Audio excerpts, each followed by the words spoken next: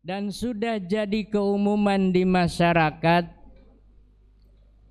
tidak sedikit bahwa wanita yang hamil dan memiliki anak tapi tidak jelas siapa bapak biologisnya. Begitu juga terjadi di daerah-daerah, banyak wanita yang hamil di luar dari pernikahan yang sah, tapi karena keluarga yang kena batunya sehingga membuat satu keaiban, hingga pada akhirnya keluarga itu untuk menikahkan wanita tersebut dalam keadaan hamil. Maka tentu saja ini bagi kaum muslimin menjadi suatu masalah. Apakah dalam syariat Islam diperbolehkan menikahkan wanita hamil atau tidak? Halalkah atau haramkah menikahkan wanita hamil, baik kepada laki-laki yang menghamilinya atau kepada yang lainnya? Maka tentu ini adalah suatu persoalan bagi kita semua. Maka alhamdulillah ikhwat iman, pemirsa yang dirahmati Allah Subhanahu wa taala, di samping kami sudah ada Al-Ustadz Kiai Haji Su'ud Hasanuddin LCMA. Beliau adalah salah seorang anggota Dewan Hizbah yang insya Allah beliau akan memaparkan dan menjelaskan mengenai masalah tersebut, yang tentunya bagaimana menurut pandangan Dewan Hizbah keterkaitan dengan masalah hukum menikahkan wanita yang hamil. Kepada Al-Ustadz kami persilahkan untuk memberikan penjelasannya.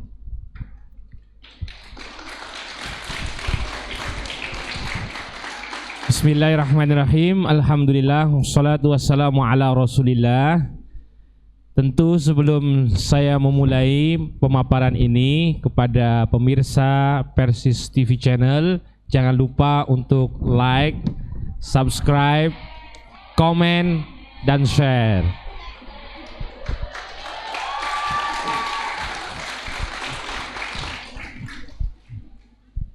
Mudah-mudahan penjelasan ini menjadi manfaat bagi kita semuanya. Tema yang dipilih ini adalah berkenaan dengan menikahkan wanita di masa hamil. Hal ini dilakukan oleh Dewan Hizbah, dimusyawarahkan, disidangkan pada tahun 93. Jadi ini adalah hasil musyawarah yang sudah lama. Pemirsa sekalian yang dirahmati oleh Allah, sebagaimana tadi yang dijelaskan bahwasanya manusia adalah makhluk sosial. Tentu manusia memiliki kebutuhan antar manusia satu dengan yang lainnya, termasuk diantaranya adalah bab masalah nikah wa zawaj. Menikah adalah merupakan daruriyah insaniyah, kebutuhan manusia yang tidak bisa dipisahkan dalam kehidupan. Al-insan yahtaji ila zawaj. Manusia memiliki kebutuhan untuk menikah karena ada ghirah, ada namanya kemauan dan kecondongan antara laki-laki dengan wanita yang Allah Subhanahu wa taala berikan fitrah tersebut kepada makhluknya, dan diantaranya adalah manusia. Karena hal tersebut merupakan daruriyah insaniyah, jauh sebelum Islam yang dibawa oleh Rasulullah SAW hadir dan menata kehidupan manusia, tentu bab masalah zawaj, nikah ini adalah sudah dilakukan oleh manusia sebelumnya. Aisyah radhiyallahu anha menceritakan bagaimana kondisi sosial masyarakat pada masa jahiliyah berkenaan dengan masalah nikah. Aisyah menyebutkan ada jenis pernikahan yang dilakukan oleh orang-orang jahiliyah sebelum masa disyariatkannya masalah zawaj dalam Islam, ada 4 jenis pernikahan, 4 model. Yang pertama adalah nikah salah seorang laki-laki, satu orang laki-laki, kemudian meminang dan menikahi wanita. Inilah yang kemudian diambil oleh Islam sebagai pernikahan yang disetujui dan diberlangsungkan hingga saat ini. Yang kedua adalah seseorang laki-laki yang sudah menikah dengan seorang perempuan, namun pada saat tidak mendapati keturunan atau menginginkan keturunan dengan model yang lain, mungkin, maka meminta kepada istrinya untuk menahan diri sampai kemudian masa haidnya selesai, kemudian dia meminta untuk dikawini oleh laki-laki lain sekedar untuk mendapatkan keturunan. Yang ketiga adalah seorang perempuan dengan berkumpul dengan 10 orang laki-laki, yang pada saat kemudian dia hamil, maka kemudian salah satu di antaranya ditunjuk secara sepihak sebagai yang bertanggung jawab menghamilinya. Yang ketiga lebih besar lagi, seorang laki-laki dengan seorang perempuan dengan laki-laki manapun, yang kemudian pada saat dia hamil maka diambil salah satu di antaranya yang bertanggung jawab atau dianggap sebagai ayahnya, sebagai bapak biologisnya, begitu. Yang kesemuanya itu kemudian masa datangnya Islam dibatalkan kecuali yang pertama. Artinya model-model pernikahan telah kemudian ditata oleh Islam, hanya satu saja yang diperkenankan, yakni model yang pertama. Itu riwayat yang diceritakan oleh Aisyah radhiyallahu anha. Dan kemudian Rasulullah SAW bersabda dalam yang sering sekali diucapkan dalam masalah pernikahan, Rasulullah bersabda demikian: "An-nikahu sunnati faman raghiba an sunnati falaysa minni." Nikah itu adalah sunnahku. Maka kalimat sunnah ini, jikalau kita maknai dari garis riwayat ini, ingin memberikan pemaparan kepada kita, an-nikahu, selain daripada nikah itu adalah sunnati, sunnat para nabi dan rasul dahulu dan seterusnya, an-nikah bihadihil kaifiyah, menikah dengan kaifiyah yang seperti ini, yang nomor yang pertama tadi adalah nikah satu-satunya yang sunnati, nikah yang dalam bentuk ketentuan yang disyariatkan di masa kerasulan dan kenabianku. Faman raghiba an sunnati, maksudnya adalah faman raghiba an sunnati falaysa minni, maksudnya adalah faman akhada bi kaifiyatil ukhra min az-zawaj, barang siapa yang menghendaki kaifiyah ukhra, kaifiyah yang lain dari model-model pernikahan, falaysa minni, dia bukan dari umatku. Umatku adalah yang mengikuti kaifiyatuz zawaj, tata cara pernikahan sebagaimana yang aqarra al-Islam, yang Islam menyetujuinya. Begitu. Jadi bukan hanya nikah itu sunnahku, maka nikah itu adalah dianjurkan dalam Islam. Hadis tersebut bukan bercerita tentang masalah itu saja, karena secara gharizah manusia memiliki kecenderungan laki-laki dan wanita. Maka selain bab ini tidak membolehkan atau menganjurkan dengan sangat untuk tidak tabattul, tetapi juga tabattul adalah tidak menikah, membujang selamanya. Yang kedua adalah menentukan kaifiyatuz zawaj. Begitu. Jadi tidak boleh membuat kaifiyatuz zawaj selain dari yang ditentukan oleh Islam. Judul ini, bab tentang masalah pernikahan ini, menikahkan wanita yang dalam masa hamil, adalah fenomena sosial di mana kehidupan masyarakat saling lekat, saling mempengaruhi satu dengan yang lainnya, terutama lagi fikrah istighrab, kebarat-baratan itu muncul, termasuk diantaranya adalah gaya hidup kebarat-baratan itu muncul dan seterusnya diadopsi oleh masyarakat kita. dari tontonan televisi dan seterusnya, maka hubungan laki-laki dan perempuan menjadi hal yang lumrah dan menjadi hal yang biasa terjadi dalam kehidupan bermasyarakat. Kasus demi kasus kemudian terjadi. Zaman-zaman itu istilah yang seperti ini orang sering sekali menyebut dengan MBA, yakni married by accident. Menikah dikarenakan kecelakaan. Kalau kata Allah yarham Ustaz Lutfi Abdullah Ismail, masa kecelakaan kok enak? Kalau kecelakaan itu enggak enak. Begitu diistilahkan. Itu masalah kekeliruan, masalah istilah. Orang menyebutnya saat itu begitu, married by accident. Dikarenakan ada kejadian sebelumnya yang kemudian seseorang dipaksakan atau dinikahkan. Kasusnya terjadi bermacam-macam. Jadi kasusnya terjadi bermacam-macam. Ada yang dinikahkan dengan laki-laki yang menzinainya. Ada yang dinikahkan dengan orang lain yang mau ikut bertanggung jawab supaya harga diri keluarganya terjaga.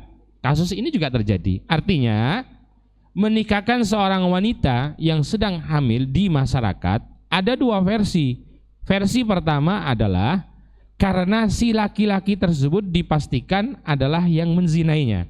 Ada juga karena dalam rangka untuk menutupi aib semata, maka ada laki-laki lain baik dipaksakan ataupun sukarela ikut bertanggung jawab, maka dia mengambil tanggung jawab tersebut dengan menikahinya di masa hamilnya. Itu terjadi. Yang perlu kita perhatikan adalah bagaimana Islam menata tentang masalah kehidupan sosial yang berhubungan dengan masalah zawaj.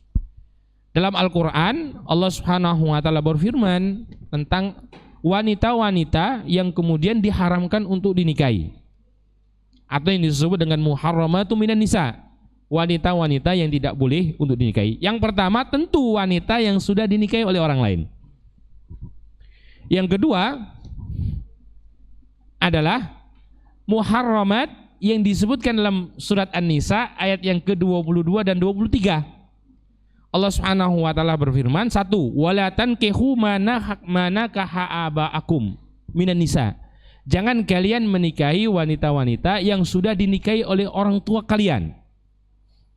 Ini mencakup umum, baik itu kemudian dijelaskan secara terperinci, hurrimat alaikum ummahatukum, ibu-ibu kalian yang melahirkan kalian, wa banatukum, demikian juga anak-anak kalian, wa akhwatukum, demikian juga saudara-saudara perempuan kalian, wa ammatukum, demikian juga bibi-bibi kalian, wa banatul ahli wa banatul ukhti, demikian juga keponakan-keponakan kalian baik dari saudara laki-laki ataupun dari saudara perempuan.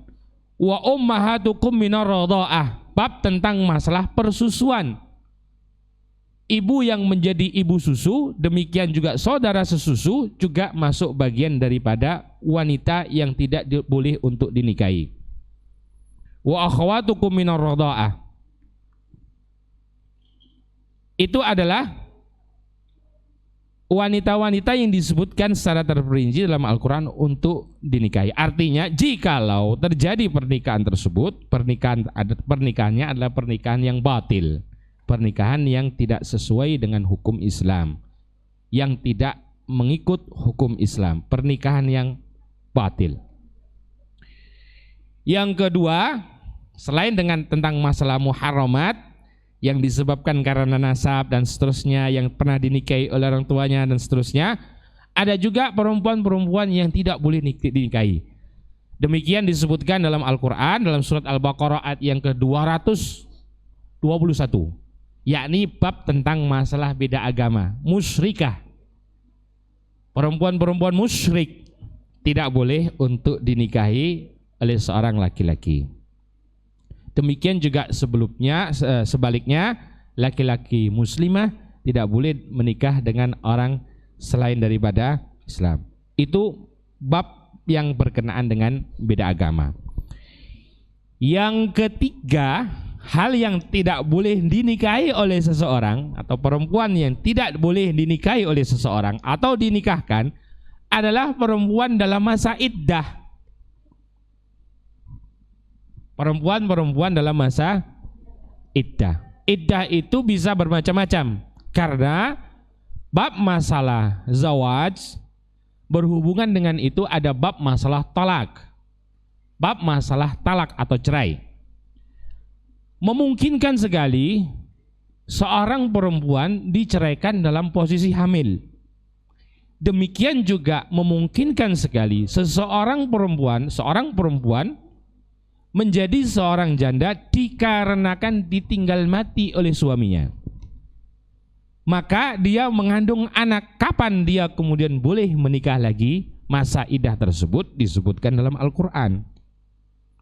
Wa ulatul ahmal, demikian para wanita-wanita yang hamil waktunya adalah hatta yada'na hamlahunna, sampai mereka meletakkan, maksudnya melahirkan kandungannya. Melahirkan kandungan itu juga bisa bermacam-macam. Melahirkan kandungan dalam posisi hidup, bisa juga keguguran, ya kan?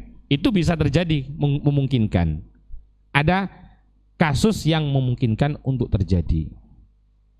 Jadi dia yada'na hamlahunna, kehamilannya itu dia letakkan, maksudnya terlahirkan dan tidak lagi dia dalam masa hamil tersebut. Permisa yang budiman, yang perlu kita sadari adalah kenyataan kondisi sosial. Kenyataan kondisi sosial mengatakan bahwasannya married by accident ini terjadi. Lalu apakah pada saat perempuan tersebut dinikahkan dengan laki-laki, baik itu yang menzinainya atau yang dinikahkan secara pilihan terpaksa atau dan seterusnya yang bukan menzinainya, apakah pernikahan ini teranggap sebagai pernikahan yang sah diperbolehkan? Itulah yang menjadi persoalan. Persoalan sosialnya. Persoalan dalilnya, apakah wanita yang sedang hamil kemudian dinikahkan ini masuk bagian daripada dalil berhubungan dengan iddah ini? Ayat yang menceritakan, ayat yang menjelaskan berkenaan dengan para wanita-wanita yang hamil, ajalahunna, ajal atau yang disebut dengan masa mereka, masa iddah mereka, hatta yada'na hamlahunna. Masukkah bagian daripada ini? Nah, di sini para ulama kemudian memiliki perbedaan pendapat. Ini perbedaan pendapat ini juga terjadi di masa sahabat radhiyallahu anhum. Itu yang menjadi masalah. Nah, dalam metode istinbat kita, pada saat ada pernyataan dari sahabat radhiyallahu anhum yang kemudian tidak ada menentangnya, kemungkinan kita bisa sampai pada titik kesimpulan itu merupakan sebuah ijma sukuti. Tetapi kenyataan kemudian berbeda. Pendapat tersebut terjadi, ada, dan ada juga pendapat yang menentangnya, juga dari kalangan sahabat juga. Jadi ini murni adalah satu bentuk ijtihad di masa tersebut. Umar ibn Khattab radhiyallahu anhu pernah melangsungkan pernikahan dengan seperti ini, sedangkan sahabat-sahabat yang lainnya di masa setelahnya tidak lagi mengendaki pernikahan-pernikahan yang seperti ini. Itu yang jadi permasalahan.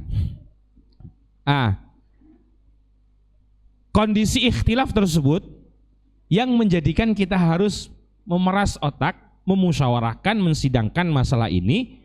Apakah masalah ini lebih tepat dan lebih baik dijatuhi hukum boleh, hingga solusi-solusi bisa ditawarkan kepada masyarakat bagi wanita-wanita yang sudah terlanjur hamil, maka segera saja dinikahkan supaya lengkaplah, tidak usah ada cerita berikutnya sana sini, aib sudah tertutupi dan seterusnya. Atau bagaimana?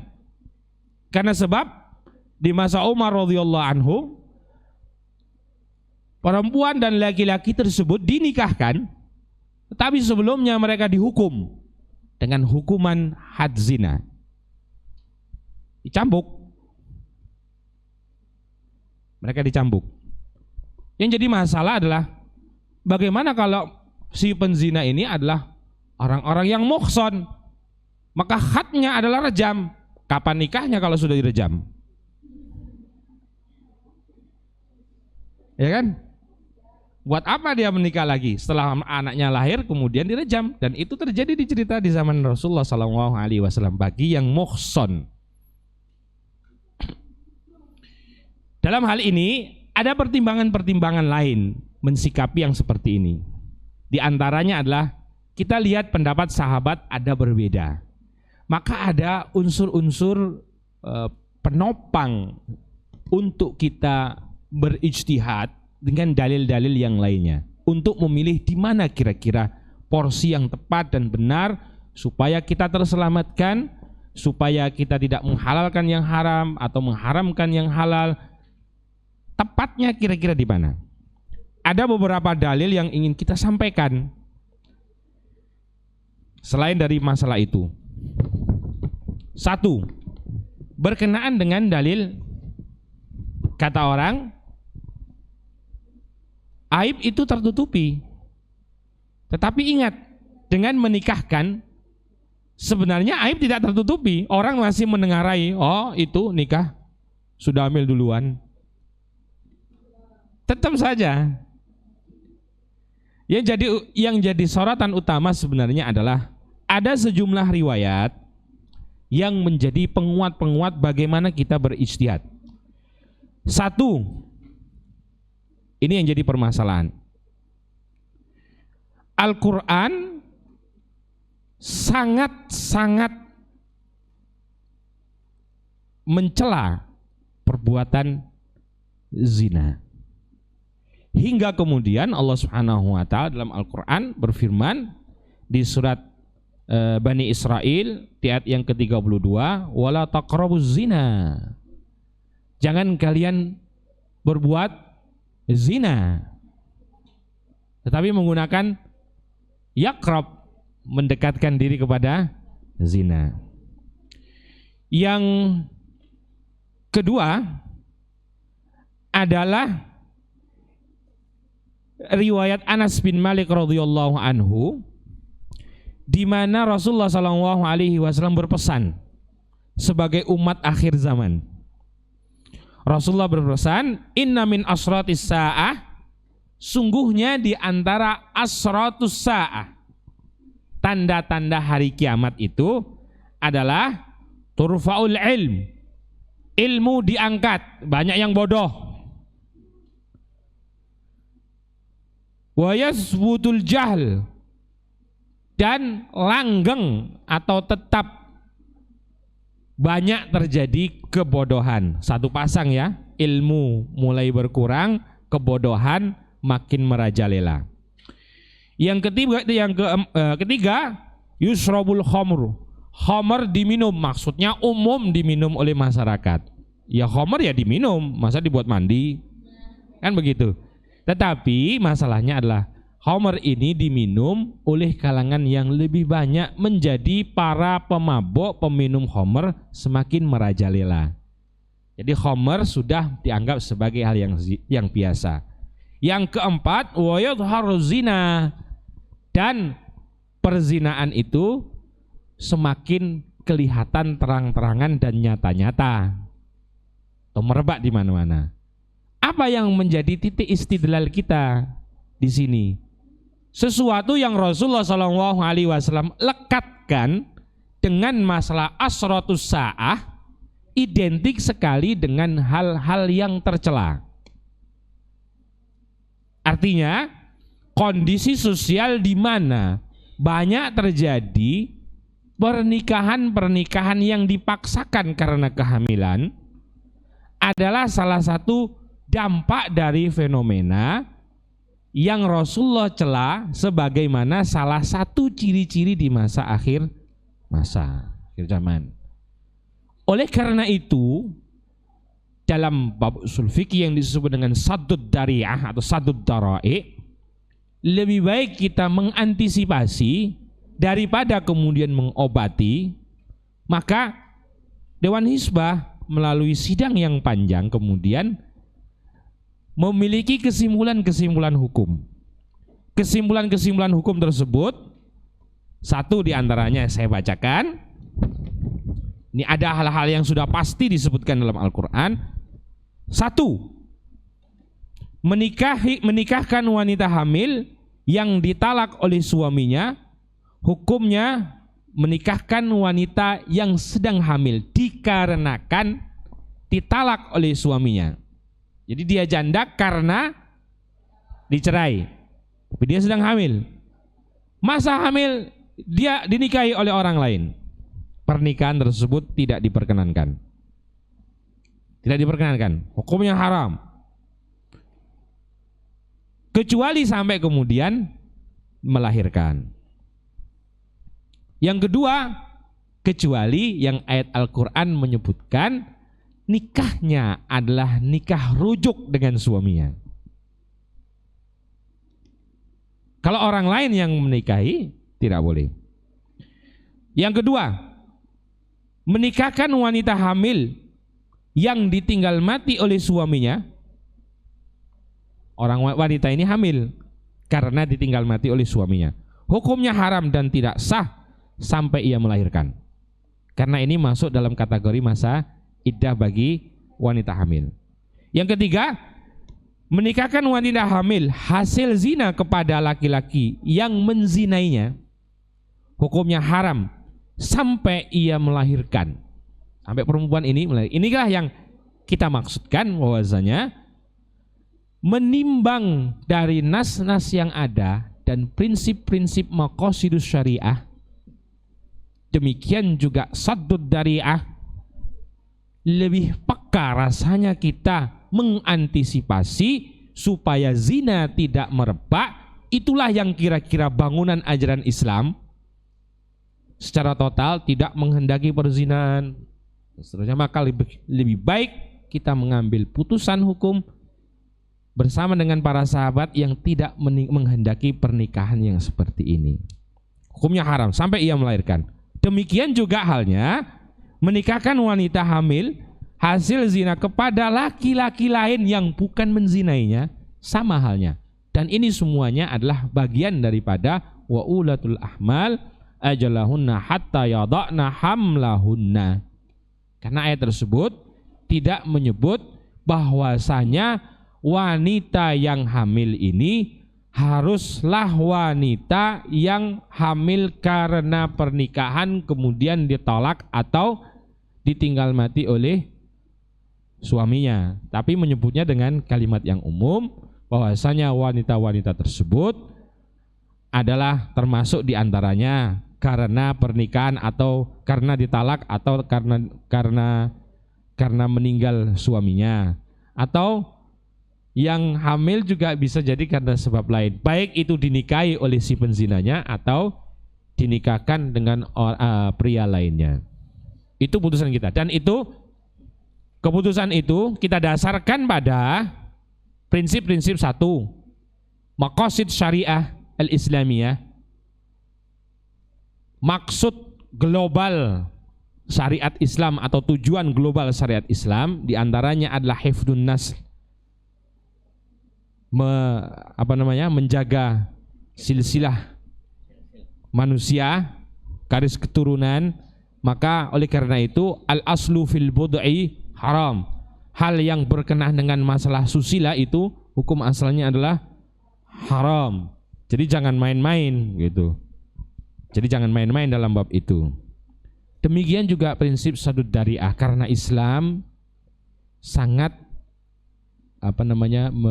mencela perbuatan zina, bukan kemudian kita memberikan solusi terhadap keadaan yang ada, tetapi kita cegah dari awalnya. Maka kehidupan laki-laki dan wanita itu lebih dijaga hubungannya hingga tidak sampai terjadi hal-hal yang kemudian mengakibatkan kehamilan seterusnya. Begitu. Jadi prinsip maqasidus syariah yang pertama. Yang kedua adalah dari prinsip saddud dari'ah, melihat secara global ajaran Islam tidak menghendaki perzinahan. Kalau dibolehkan, meskipun ada pendapat yang membolehkan, artinya kemudian menjadi dalil di masyarakat, bisa juga kan nanti setelah itu kalau sudah hamil dinikahkan saja. Atau bahasa anak sekarang ta'aruf sekaligus uji coba, begitu. Masa ta'aruf sekaligus sebagai uji coba. Yang menjadi masalah adalah selalu yang menjadi korban nantinya adalah wanita. Kalau laki-laki, ya kalau sudah terjadi dia bisa mengelak, ya bukan mesti saya, bisa jadi orang lain. Yang rugi siapa? Maka kaum wanita hati-hati dalam bab ini, begitu. Kalau laki-laki bisa mengelak. Demikianlah, semoga putusan ini bisa menjadikan kita jamaah sekalian dan pemirsa Persis TV yang budiman yang dirahmati oleh Allah bisa menjaga diri kita, bisa menjaga keluarga kita, bisa menjaga anak-anak kita, anak-anak perempuan kita, kemudian menjaga hubungan laki-laki dan wanita, sehingga masalah-masalah seperti ini tidak menjadi permasalahan yang kita pusing sendiri nantinya bagaimana solusinya. Sudah ada yang memberikan solusi sekalipun tidak hilang permasalahannya, tetap saja tetangganya tahu, oh mana ada kehamilan cuma 6 bulan, kan begitu. Ada alasan lain, oh iya prematur, iya masa prematur bayinya 3 kilo. Tidak akan pernah cibir mencibir terus, tidak akan pernah habis cibir-cibir mencibir itu berhenti dengan kita memberikan solusi seperti itu. Menurut kami seperti itu, mudah-mudahan bermanfaat dan kita bisa menjaga diri kita masing-masing, laki-laki dan wanita, karena ini adalah masalah yang sensitif, bukan hanya berkenaan dengan wanitanya, tetapi karamah, kemuliaan keluarga sekaligus. Itu yang harus kita jaga bersama. Demikian Ustaz, barangkali nanti bisa dilanjutkan dengan dialog. Terima kasih Ustaz. Begitu jelas pemirsa yang dirahmati Allah Subhanahu wa taala, apa yang telah dijelaskan oleh Ustaz barusan tentang menikahkan wanita yang hamil. Sebelum diakhiri Ustaz, barangkali ada yang diajukan atau pertanyaan yang diajukan baik dari santriwati ada? Tidak ada? Atau saya yang akan bertanya? Ada jelas. Oh ada. Ada dari santriwati yang akan bertanya. Silakan kepada santriwati untuk menyebutkan namanya dulu. Ke depan aja.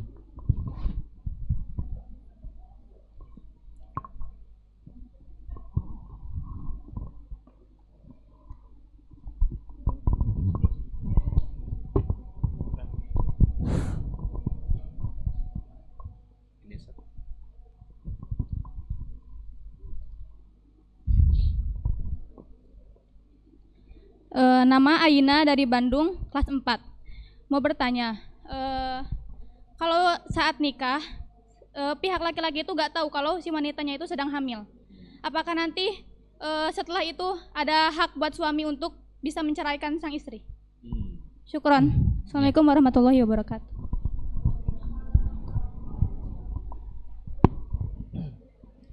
Terima kasih kepada Aina yang dia dari Bandung ya.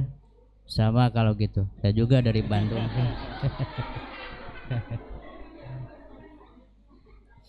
Pertanyaannya sangat singkat Ustaz. Singkat. Ya, silakan untuk dijawab saja. Kalau masalah hak talak, laki-laki kapanpun bisa mentalak. Mau dia dibohongin karena ternyata istrinya sudah hamil duluan atau belum, dia kapan saja bisa. Kalau masalah hak talak, meskipun hak talak ini Allah berikan bukan dibuat atau digunakan untuk semena-mena, tidak. Tentu tidak demikian. Itu kalau berhubungan dengan masalah hak talak, kapanpun dia bisa mentalaknya. Tapi yang jadi permasalahan adalah akankah ternyata pernikahannya yang dari akad sampai kemudian dia tahu itu statusnya apa gitu kan. Nah, sebenarnya ini adalah pernikahan yang batil.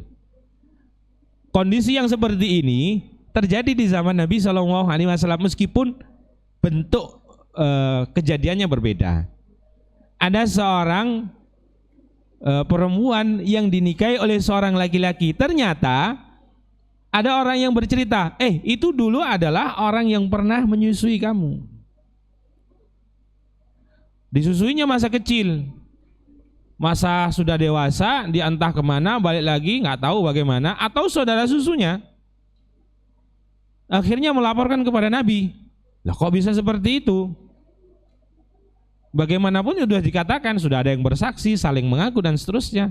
Fafaraqat, Nabi kemudian memisahkan antara laki-laki dan perempuan tersebut karena dia adalah masa atau wanita-wanita yang Allah haramkan untuk dinikahi. Kalau kita kemudian konsisten dengan kesimpulan hukum ini, maka tentu pernikahan yang kemudian dengan jenis seperti itu adalah pernikahan yang wajib untuk dipisahkan. Dan kemudian kalau kita sadar loh ya, dengan dalil-dalil yang ada, kita pikirkan, kita renungkan dengan baik dan benar, apa imbas kepada keluarga, apa imbas kepada masyarakat dan seterusnya. Kita sadar dengan hal itu, pernikahan seperti ini adalah pernikahan yang batil, pisahkan. Begitu. Ya, cukup jelas Aina ya. Cukup jelas. Ya, alhamdulillah. Ada lagi satu lagi ya kesempatannya, silakan. Sebelum diakhiri nih.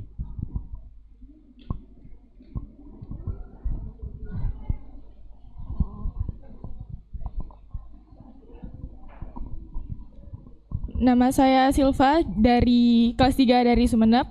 Ingin bertanya, tadi Ustadz mengatakan ketika pernikahan itu terjadi di dalam masa hamil, kedua belah pihak sudah sama-sama tahu. Tapi pernikahan itu berlanjut dalam beberapa waktu. Apakah wajib untuk mengulangnya lagi karena pernikahan tadi sudah batal? Atau hanya bertaubat atau sekaligus mengulang pernikahan tersebut? Syukran, wassalamualaikum warahmatullahi wabarakatuh. Ya, terima kasih. Terima kasih. Dengan Ustaz dengan singkat saja karena waktu juga yang Membatasi. ini ya membatasi satu. Baik. Sekali lagi kalau kita konsisten dengan ini, kecuali kalau kita memilih pendapat lain. Kalau kita konsisten dengan prinsip maqasidus syariah, prinsip sadud dari'ah, dengan hasil kesimpulan renungan yang panjang ini kita memilih untuk tidak menikahkan dan menganggapnya adalah sebagai pernikahan yang batil, maka pengecualian tersebut adalah hatta yada'na hamlahunna, hingga kemudian selesai masa kehamilannya. Dan kondisi di masyarakat, tingkat kompleksitas masalah terjadi. Bisa jadi si laki-laki adalah orang yang ditipu untuk dijadikan sebagai korban yang bertanggung jawab masalah hal tersebut. Tingkat kompleksitasnya, Masya Allah, hal ini bukan hanya selesai kemudian dinikahkan saja, tapi ternyata kompleksitas masalahnya tidak berhenti sampai di situ. Maka haruskah dia dinikahkan lagi? Kalau nikah tersebut nikah yang batil, maka pilihannya adalah menikah lagi. Begitu. Karena pernikahan yang batil adalah dianggap tidak menikah, dianggap sebagai tidak menikah. Begitu. Nah, itu ya yang kemudian menjadi pintu penutup hingga generasi-generasi kita, bukan generasi-generasi akhir zaman, karena umat-umat yang hidup di masa-masa tanda-tanda hari kiamat itu seburuk-buruk kondisi, bukan sebaik-baik kondisi. Sedangkan Islam ini adalah dalam rangka memberikan kemuliaan kepada kehidupan manusia. Ya, sungguh sangat jelas apa yang telah tadi Ustaz jelaskan.